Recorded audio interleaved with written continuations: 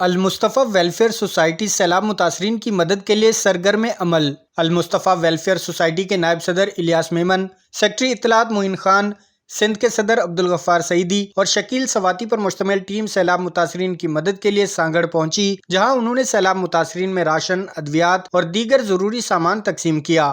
اس موقع پر الیاس میمن نے سیلاب سے متاثرہ گھروں کی تعمیر کا کام جلد شروع کرنے کا اعلان کیا۔ ٹھیک ہے، المصطفیٰ ویلفیئر سوسائٹی نے یہ راشن بانٹا ہے۔ یہ سانگڑ میں چک نمبر 9 چک نمبر 10 میں راشن بانٹا ہے۔ یہاں پہ جوس بانٹا ہے، یہاں پہ ہم نے مچھر پانی وغیرہ سب کچھ آگے دیے۔ یہاں پہ لوگ یہاں دیکھ رہے ہیں، یہاں پہ بچارے پانی اتر گیا، پہلے پانی بھرا ہوتا پانی اتر گیا، لوگوں کو آسانی ہو گئی ہے اور لوگ اس میں گورنمنٹ بھی ان کی محنت حکومت کر رہی ہے پانی اتارنے کے لیے۔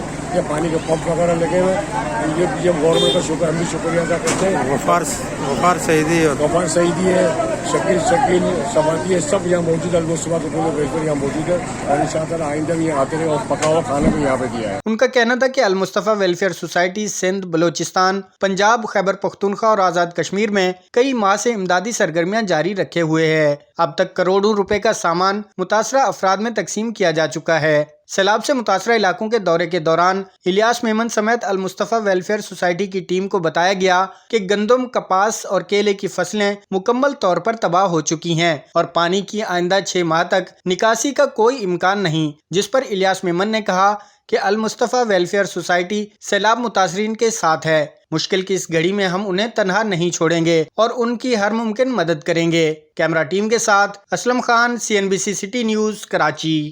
اس ویڈیو کو لائک کریں، ہمارے چینل کو سبسکرائب کر بیل آئیکن ضرور پریس کریں ہماری نیو ویڈیو سب سے پہلے دیکھنے کے لیے۔